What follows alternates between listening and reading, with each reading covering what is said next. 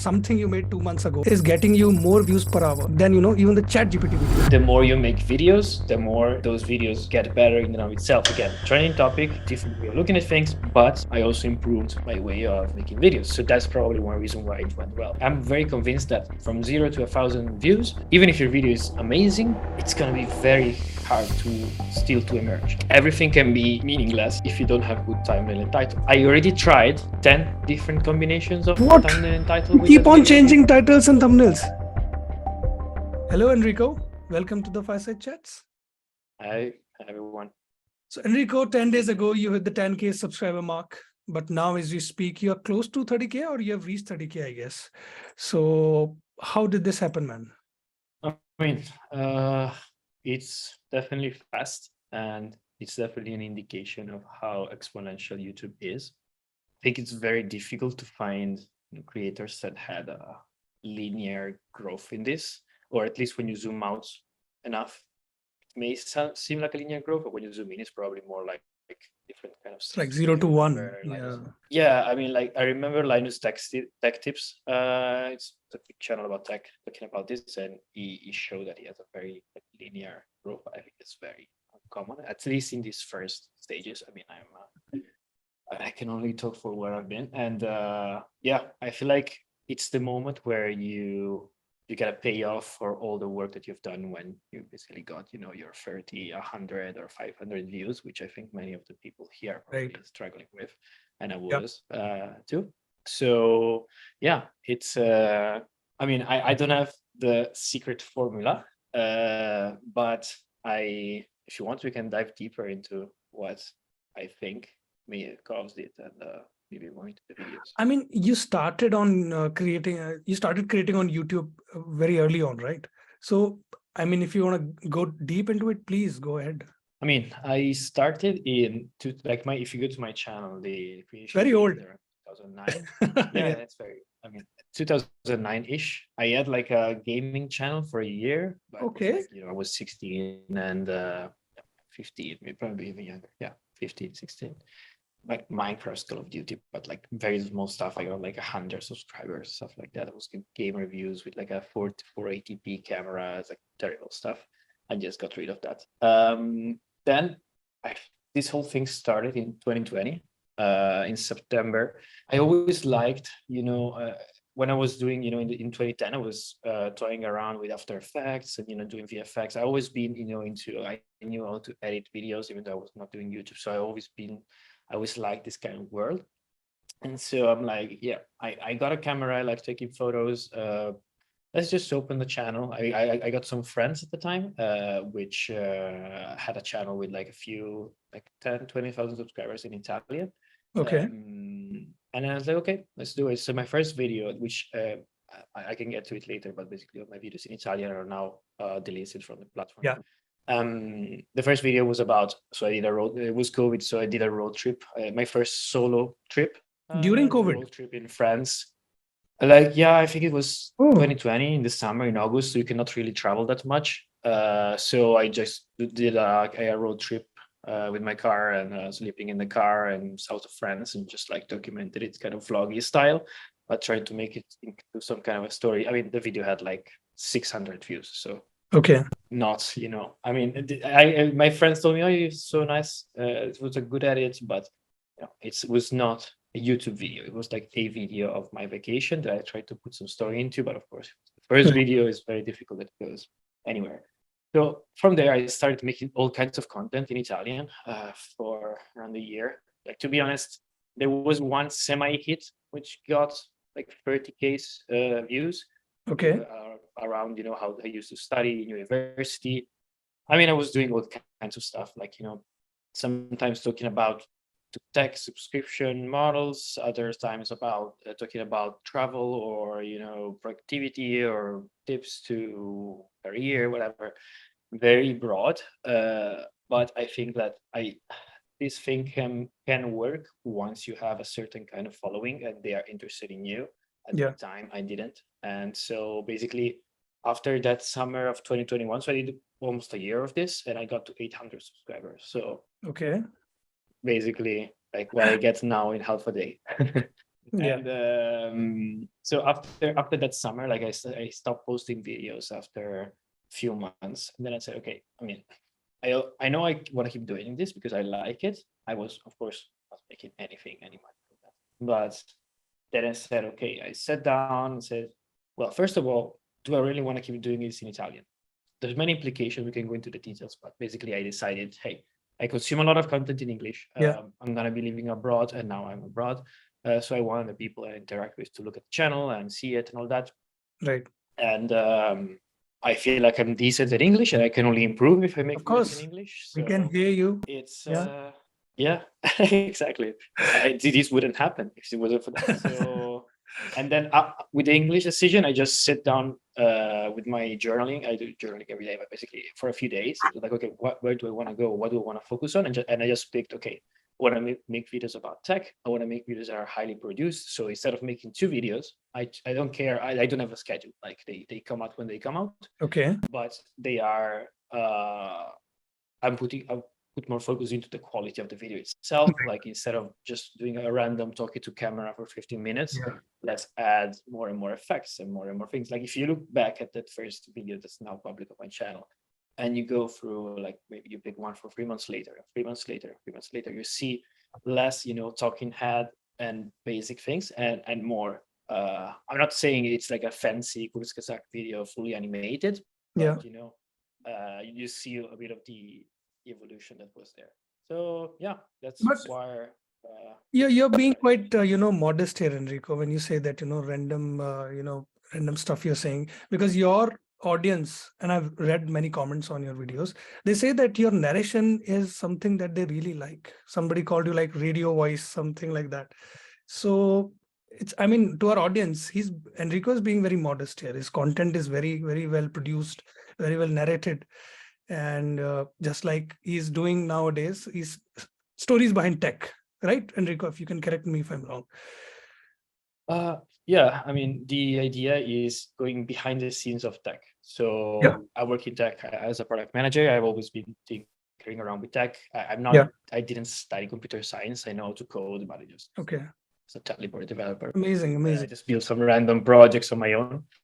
And so that's one thing I like. I like many other things, but that's the thing. At first, you need to focus on one. Like now this year, I would like to expand and build more of a personal brand, but we can talk about it later. But yeah, so I chose that. I chose tech because I know it's like, if I'm with some friends, like I think a good indicator of what should I make YouTube videos about is that if you're out with your friends and that topic comes up, like, are you that guy that talks for 10, 15 minutes about that? So I was the guy, we were, speaking about stuff in tech. And I was like the guy, always being like pretty passionate about it, even though I like music and drums and guitar and photography. There's many other things, but this is the one that I think, can speak the most about. And like you were saying about the narration, if you want, I can dive deeper into it. Please go ahead. Tell us your secret sauce. How do you sound so good? Well, that's the microphone. If you go to my, I'm serious. Like audio is super important. Like if you look at my, like 6 months ago, I was using, like I bought on Amazon like a lavalier mic for $20. Okay. Then I got a used blue Snowball, like those, like 50, 20, 30 euro mics. Now I switched to another one that is like super great. It's like the budget version of the Shure SM7B, which is the fancy one that all podcasters use. I have it linked in my gear, but still that makes really a difference. Like you can say the same thing in the same voice. Having a good audio setup is way better. You can have a crappy video. Really? Okay. I think you can have a iPhone camera quality video, and but if you have a good audio, it's way better. On the other hand, if you have fancy, setup, a camera, lights, whatever, and a crappy audio, nobody's gonna listen to you. So I think that's definitely something important. And so on the storytelling, I mean that was a joke, but not really a joke. It's actually, if you have to invest 30 euros, I'm talking euros. I mean, we can all count our numbers. But yeah, exactly. I think the first investment you should do is some kind of microphone. I mean, mine costs like 100. There's good ones. You can buy used ones. So if there's one investment, it's that and lights. Like if you make a YouTube, I bought again a 20 euro softbox from Amazon. Works great.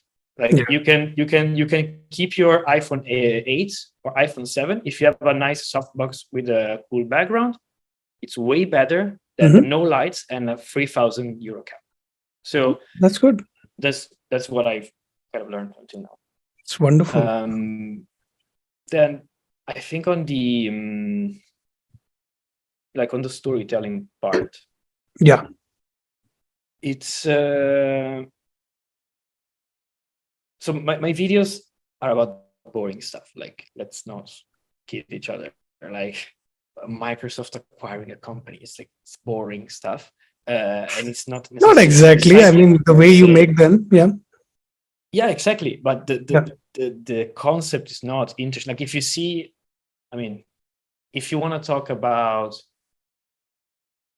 I don't know, then the VR new VR headset, it's cool. Okay. Like you can, it's cool. Of course, definitely it's a gadget. Interesting. Yeah, it's a gadget or something visual that you can, like for example, when I made a video about W2, it was easier than usual because it was something visual.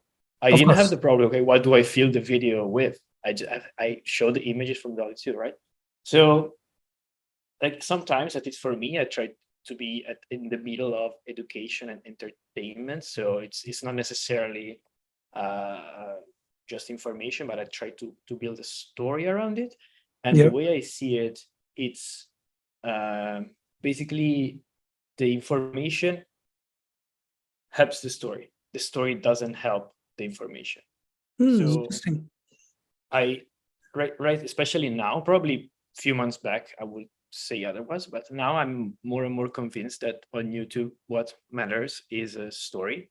And I mean, if you look at the videos I make, I could have gone way deeper and into all these rabbit holes of or different side quests or whatever.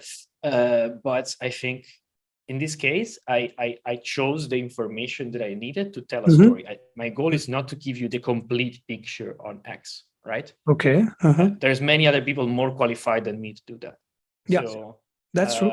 I feel like that's what I've realized. That's cool, man. You keep on saying, should I go deeper? So you're really fascinated by, how things really work at the very basic level, right? And you work in tech because you don't work on your YouTube channel full time. So how do you manage this? Because does your job feed, into your YouTube's work? How is it connected and how do you manage it? Well, yes. I mean, it's I work as a product manager. So basically, for those who don't know, I basically work at a company, a startup. I basically work with a team of developers and designers to build features. In this case, features. It depends the size of the organization on the product that the startup is making. So basically, my role in this case, the role of the product manager changes a bit depending on the organization. Is on one side to manage, say, the day-to-day, so review with the designer the design and the impact on X, Y, and Z, or with the developers' technical implications. And then also, on the other hand, find out which problem should we solve, like what should we build, and then how it feels, how it's usable, how it looks like is the designer part. So it's very, it's tech. It's not necessarily. I mean, I work with the engineers, so it's not necessarily technical in the sense of all programming. Right. But definitely it helps. Like if you see the video that I made recently about should you build what should you do when you have a startup idea? I keep changing titles of the videos. That's why I don't recall exact title, but that's one. This is like product management theory that is like pretty well known product management theory or like startup concepts that are, again, boring per se. I just try to make them relatable to the person that, oh, I have a startup idea, it's going to be great. Yeah. That's the first, thing you shouldn't do. So definitely they are intertwined in a way. I would say like the biggest challenge for me is to manage both at the same time when it comes to like available time. So it's definitely not easy, and I've always said, oh, I'm going to hire an editor. I'm going to hire an editor. Like I wanted to get to the revenue that allows me to hire an editor. Now that I have, and I have many people reaching out, I almost don't want to, because I mean, I feel like the story and everything really comes together in the edit. So I'm just trying to see if there's, like, for example, motion graphics take a lot of time to make on After Effects. I'm trying to see if I can find somebody specific for that. So yeah, in the end, like, the relationship with my job is definitely influencing the content. The biggest, thing for me to manage now is just, time management. Spend a lot of weekends editing or shooting the video very early in the morning, or like I remember I finished the sound of the Google video, which is the 16-minute one, like the longest one. Like, took so long to make. And I remember I was in the co-working space, and I didn't even I thought it was like 9 p.m. and it was like 3 in the morning. I finished doing the sounds at 3 in the morning, and there was like the security guard is like, what the fuck are you doing here? You're still here. So it's definitely a grind, but it's something that I like, right? So it's not like oh, somebody's forcing me to do this. But yeah, it's definitely a challenge. And now that I got this like very quick explosion in subscribers, you realize, and I'll probably make a video about it, that there's so many things around this, like people reaching. I had to change my email address because otherwise I would get flooded. I created a business one. I had to set up all my link in bio things and make sure my account was secure. Now I'm getting spam comments, so reviewing those. So yeah, making sure my Google account was secure, so I don't get hacked.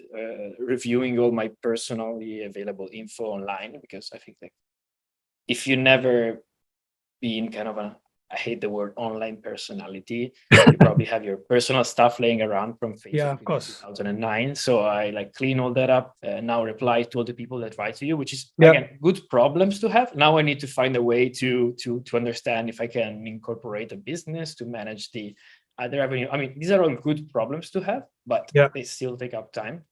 And yeah, it's funny, when you say, oh, I really want to grow my channel, and now I almost spend more time dealing with this stuff than actually thinking about videos, which is kind of counterintuitive. It's amazing. So wonderful to see someone, getting recognized for their work. And I can see you're, thrilled, at the aspect of growing more and, interacting with people more.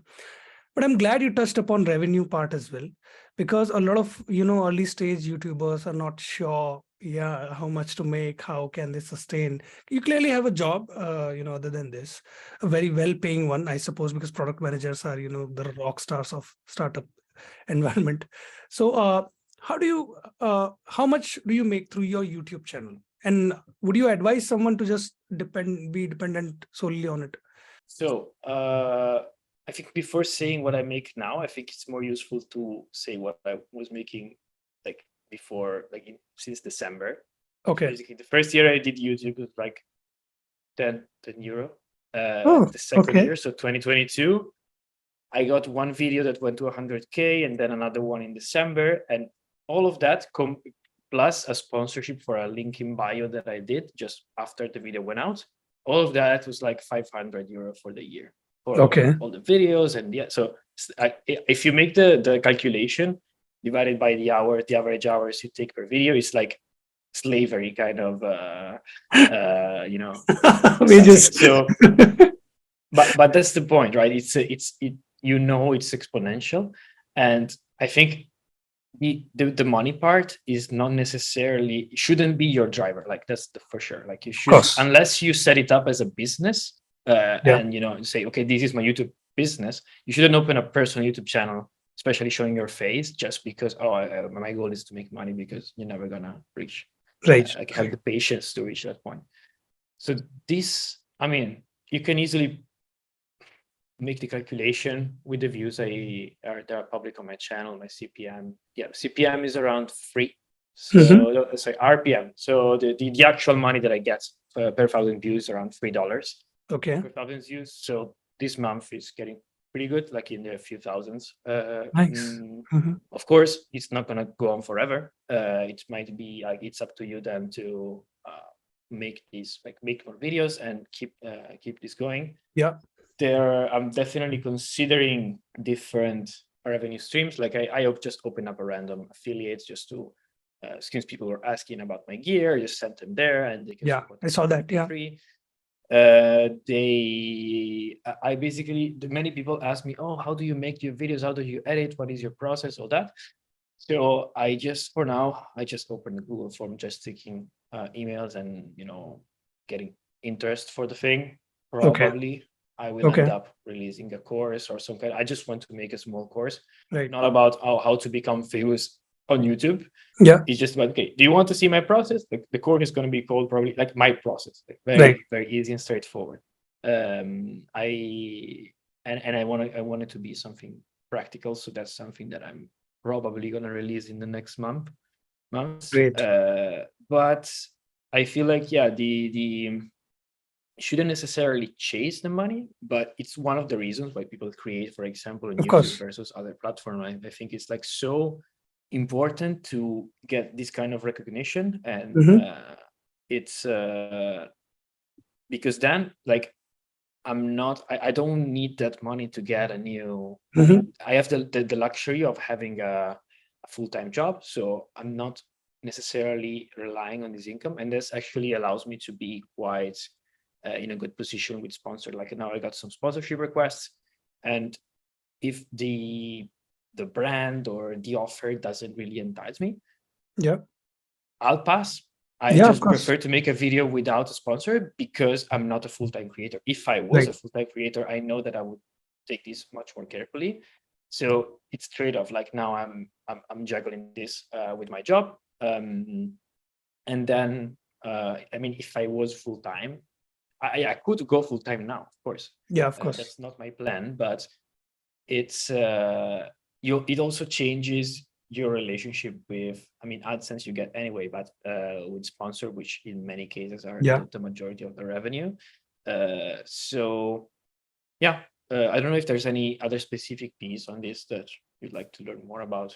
Right. Wonderful. Speaking about your channel, there is no playlist. You have uploaded sporadically 24 videos, and there's just one short. So first of all, you don't like short form content? Because YouTube just rolled out the YouTube partner program for shorts as well. So, and second question, what do you think has worked really well for you? Because there is no pattern which I can see. So yeah.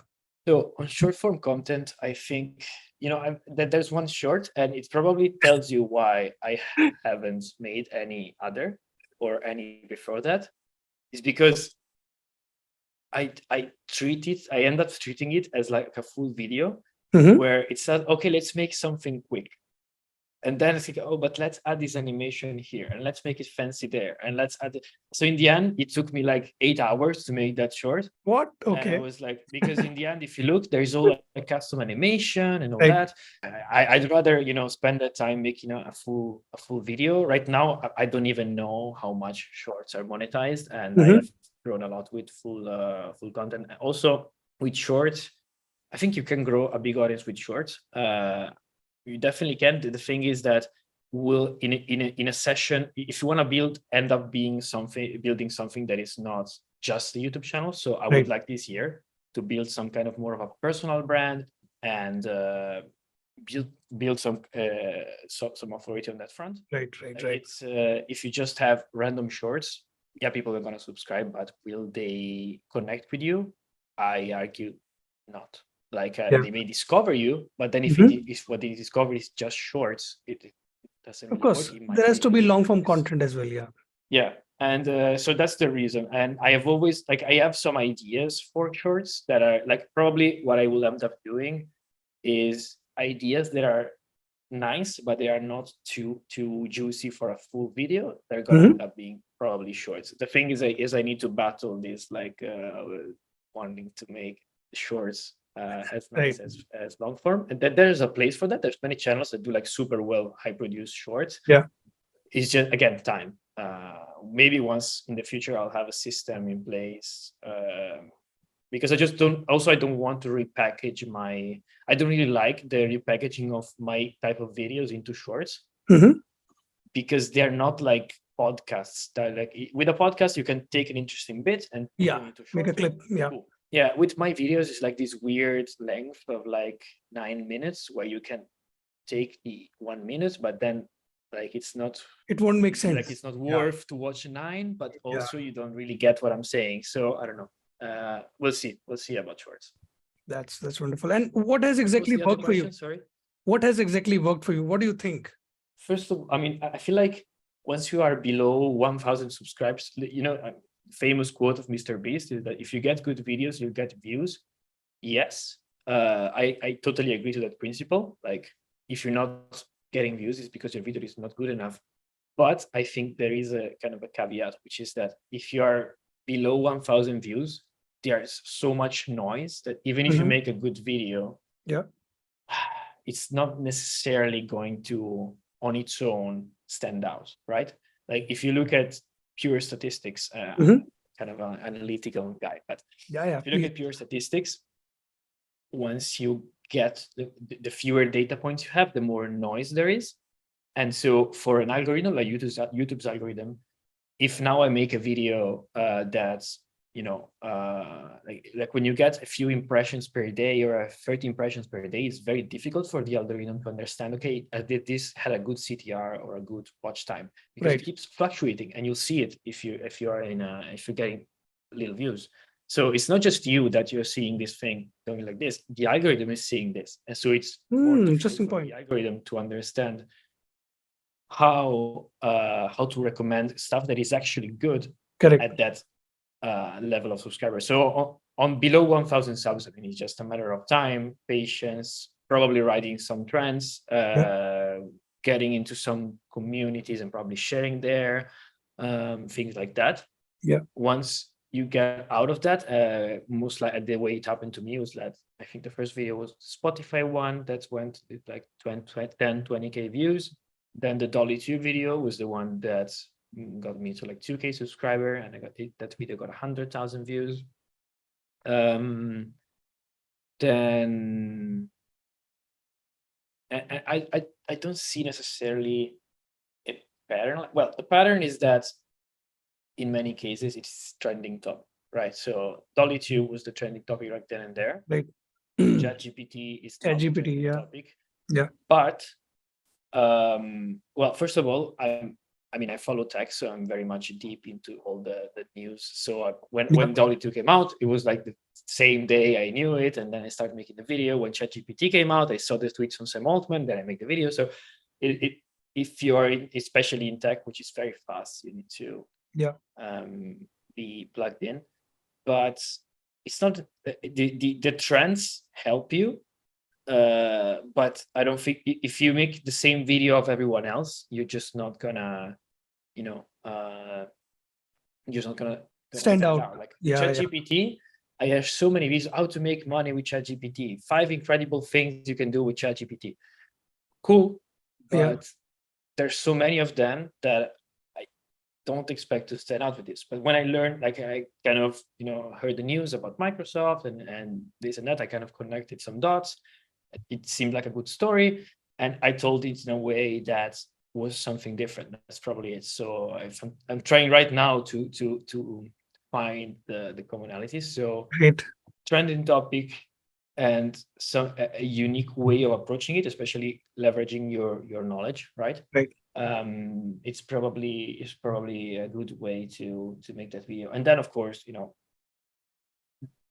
the more you make videos, the more those videos get better in and of itself. So you just kind of have all the ingredients at once. So probably the Dolly 2 video was trending topic, a different kind of idea concept, because it was more like less practical and more like, on the implications and all Yeah. that. Yeah. And decent production quality. At that time I got decent at, motion graphics and editing and storytelling. And it did like 100K. So now, like, the ChatGPT video is again trending topic, again different way of looking at things, but I also improved, my way of making videos. So that's probably one reason why it went well. And then, at least for me, from those trend, and it is not to say, oh, I need to just do trending topics, because otherwise you just do stuff that maybe you're not interested about. Like, for example, now the interesting thing is that the video that I made about Google search, I was coming to that. Yeah. okay. No, yeah, please go ahead, because it's really interesting that, something you made 2 months ago is getting you more views per hour than, even the ChatGPT video. I did some digging in the numbers. So this is amazing. Like, are you creating archetypal content, which is going to be not just trendy, but can be referenced? Like, let's say if I want to learn something about Google, do I go back to your video for reference? Because that seemed to be the case with that video. What do you think is happening with that video? Well, that video, I changed the thumbnail. Like, so I got a lot of views on the ChatGPT video. The end screen was set to best for viewers. So many people were directed to that video, which has good watch time. So if you see the graph on that video, you see like returning viewers. So viewers that have watched your big ChatGPT video now watching this. And the metrics were doing good. Like, they seem to like it. They're leaving comments. And now the videos are like 10K or something. And so I'm like, okay, well, this video, like, with me, like, when I spend so much time on one video, that's because I try to make less stuff and more quality. Right. I also, like, everything can be meaningless if you don't have good thumbnail and title. So if a video is out, it's done. Like, you cannot change it. Yeah. What you can change is the thumbnail and title. So with that, I already tried like 10 different combinations of thumbnail and title. You keep on changing titles and thumbnails. Yeah, it's not scientific. Like, I would like to do the table and the A/B testing and the p-value science. I just see, does it look up? Yes. Okay, cool. So basically, then I just thought, okay, like, let's try again and change the thumbnail and title of that. Maybe make it simpler. I don't know. I just changed it, and I mean, it was not immediate. Like, it was not like, oh my god. But over the course of a few days, that like the peak of people that are returning viewers went down. So the comment from the ChatGPT video, and the algorithm kicking for new viewers. So the new viewers went up. And so basically it was something that I already made, that it took me really so much time to make that video, that I'm okay with spending another 30 minutes to get a chance of maybe, making it go because I knew it was a good, in my opinion, a good video, right? Yeah. Amazing. Enrico, one of the things about you is that you're really connected with your community. You take, actions, you're sort of building in public, you're talking about pivoting with them. You put out a Google form to collect ideas, to do a Q&A. So it's really amazing how actively you're communicating with your people. I'm one of the members of your community now, so I speak on everyone's behalf. What do you do, when you're putting yourself out in public? That, let's say, for example, you're running out of ideas, because that happened with you. So from where do you find that courage to go ask some people who probably you're not going to meet, right? So, I mean, how do you look at this phenomena, like connecting with people through YouTube? Talk about your community, let's say. I feel like, to be honest, it's very difficult to build a community. YouTube is very one directional. Like, you get a community tab. It's kind of useless. I mean, it's you can announce, hey, I hit 10,000 subscribers. Cool. Put your post, the photo. You can respond to some comments, but it's not as good as Instagram, for example, for building a community. Now, my Instagram is like super small now. I've used it for like my personal Instagram part. So I'm not posting content there. Again, time. Like, to be honest, I don't feel like I'm doing as much as other people when it comes to community, and especially with the videos. I haven't made any videos on, on me or my life or my experience, whatever. I want to do that this year, definitely. So put that more because most of the videos that are on my channel are like what I call hero content, and I think it's also like I don't know if it's an official term, but I heard it called it that way. So content that is like, you don't necessarily need to know me to enjoy that. While a vlog is the definition, it's the exact definition of the opposite, which is like community content. So I enjoy Casey Neistat's vlog because I know who he is. If not, it's just a random guy. No. So far, I only use this comments or community tab or like Google form for the course. I don't feel like it's a lot of communicating with the community, but I would like for it I would like to do more of this. I actually did a brainstorming of thinking, okay, now that the thing has grown on YouTube, should I invest time in which platform to get to a more community kind of thing? Right. So I said, okay, should I create a dedicated Instagram account? No, I don't have the time. I don't want to like sit around, it more work. By this stretch fit. I can use my personal account, just send people there, they can send DMs, cool. Maybe share some, I don't know, personal life stuff if somebody's interested. I thought about Twitter, but I was not a big Twitter user up to 6 months ago. I don't know. I don't feel like it's the best for what I want to do. I just thought about live streams. I thought about all kinds of things. And yeah, YouTube doesn't really have a way for you to have like a more direct communication. I saw there is stories, like YouTube stories. I wasn't even aware that there was, like, it was so hidden. It's a cool feature. Like I would genuinely use it to like if I post something on Instagram, then I also post it there to show my maybe daily life or something. But they're so hidden that it's like, I don't know. As a product manager, I'm very disappointed with this feature. Yeah. So Enrico, talking about your health, because you have a day job, you're working on this, and specifically mental health. You just told us that you are in your co-working space, you are working till 3 in the morning. So of course it's a lonely journey, and it takes a toll when there is a constant feedback coming through numbers as well as through directly from your viewers as well. How do you remain, let's say, how do you keep it in check, your mental health? How do you, I mean, there is an inherent question in it as well. How do you take feedback? How do you look at the numbers, what they're saying to you? How do you keep yourself sane? No, it's a good point. I feel like what you said is very true, which is like a kind of a lonely thing. For me, I never mind, staying until 3 a.m. if it's something that I like doing. I mean, I didn't necessarily like being there at 3 a.m., but the act of making a video and the output that I produced, like knowing that I produced something, was something that makes me happy. Like I came out tired, but fulfilled, but fulfilled. Yeah, exactly. So this is not the big problem for me. The biggest problem, and I'm still struggling now, is to connect with creators that are on the same level of your journey and they are also cool people. Like I've tried sending cold emails to people. I've tried, reaching out to channels. Usually when you start small, you can only reach out to bigger creators. So, and it was, I saw there was a community on Reddit.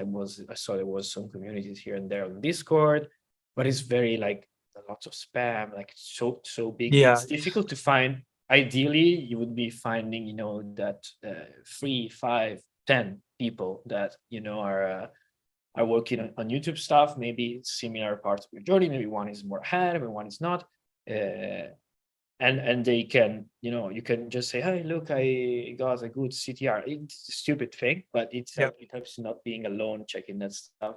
And like that's, for me, it's still one of the parts that is most difficult. Because you can be a YouTuber of similar size, but you need to also be a person that I vibe with. Like if you're just doing a similar thing to me, and but it's just, like a business relationship. Like, Right. doesn't make any sense. You need to find basically your YouTube friends. That's what I say. So it's just people that normally you're having fun with. You have Yeah. We are each YouTube other you friends can now. connect with. Yeah. True. And then they are also on the same path, at a similar level. Like I Yeah. know that as much as I can, I maybe connect with, I don't know, MKBHD, or maybe we meet Of course. randomly and we got a good vibes, but on that creator level, we are kind of on different scales. Right. He might like my content and give me tips, but it's not like he's not reaching out for me. It's like, hey man, how do you think of this? So I feel like this is what it's kind of missing. There's many communities out there. There's tons of communities, and also that's what you are trying to do here. Right. Right. It's I find it very difficult to strike a balance between reaching out one-on-one to people that you might find interesting, and also some communities that are so big that, okay, I enter in this Discord, there's like 7,000 people, but how do I even begin of creating some kind of, maybe, I mean, with luck and spending time, you can Right. DM somebody and you can create a connection. It's definitely happens. I've done many one-on-one calls with people just to exchange like a cold email. Someone say, hey, I'm this creator, I'm in this part of the journey, I like what you're doing, let's have a chat. Right now that I got more, that I grew a bit, it's Right. easier to do. So it's definitely helping. But that's, to me, is the part that is most important. So having even just 2 or 3 people that you can just, That's really important. Yeah. yeah, they can support you when things go well, or when you get a certain milestone, Yeah. and you can send memes about YouTube, whatever. It's I think this is the important part. And then especially as if you go full time, which I'm not full time, but I imagine. Do you plan to go full time? Uh, Not necessarily on YouTube. Like right now I like my job, so Okay. I don't wanna. I think I'm learning a ton. It's super interesting, so I don't wanna leave my job now. Also because like this could very well be like a lucky month, and who knows what's gonna happen. Understandable. So, but let's say that things continue to go. Yeah. I just wouldn't. I like YouTube, but I mean, if I go full time, I would probably want to do it for building something bigger that is amplified by YouTube. Like I'm Right. building a product, I'm building Right. software, I'm building something for things like that. Of course. That's probably I would see it more as a Right. so, yeah. That I don't. So, It's all very fast, so I don't have a decision yet. I don't want to leave now. is there anything about YouTube that you'd like to change? That's a good question. I think, well, the community aspect. If we go into like a features level, there's many things. I'm trying to go more into like a deeper level stuff. Yeah, probably the fact the being able to connect in a closer way with the community. Like shorts now are basically TikTok, and it's not made like the Instagram part. As much as I use Instagram just for personal use and for looking and speaking with friends, that part is really cool. The fact that you can connect with people. I can see my friend is in, I don't know, Milan, and say, hey man, you're in Milan, I recommend you this restaurant. Or you see, maybe we are in the same city and we didn't even know, and we can connect. Right. This aspect is really cool. And it would be nice to have a platform where you can really connect the two. With YouTube, it's probably not going to happen, and I never say never, but it's definitely difficult. I think what I would like YouTube to change. It's probably this aspect, and because to be honest, I feel like it's a really good platform. It's really difficult for me to find key things that are just wrong about it. Like it pays its creators what I think is fairly good amount. Fairly. I mean, there's been controversies in the past. But it's better than the most. Yeah, exactly. If you look around, there's like all the others and then YouTube. So it to me, it's just the best. What could probably be improved is, again, there's so many people that maybe would be amazing. I stumbled upon some videos with like 600 views that were like incredibly good. Wow. And as you were saying, that noise part. Yeah. Finding a way to get people past the threshold of the noise would be something. I don't have a solution for that, but There should be one. maybe Yeah. there should be a way for, like, since it's so exponential, and it means that if I'm going from 0 to 1,000, it's like this, then 1,000 to 10,000, and then Right. Exponential growth. So since these 0 to 1,000, let's call it subscribers, with the top metric, still is so long, I would really like there's so much potential that remains stuck there, and maybe they give up because they don't get. They do, most of them. Yeah, you're right. Yeah, and there is, and it's not because the video is bad. Like, I'm very convinced that from 0 to 1,000 views, even if your video is amazing, it's gonna be very hard to emerge. Like, it can happen, of course, it should happen, but it's sometimes it does. And like YouTube maybe and holding me more into that step, or making you, giving more ways for people to discover these kind of videos, would be, or to give signal. Like, for example, if you watch this video and you found it incredible and it's under 1,000 views, you can get a way to boost the creator. I don't know, just inventing stuff. Yeah, but that can really, I think it can really benefit. But again, it's not a major thing, and that's because I think it's a great platform. No, but it's amazing that you're thinking about, creators who are starting on their journey. It's like, it tells a lot about your character as well. Like, you're very empathetic.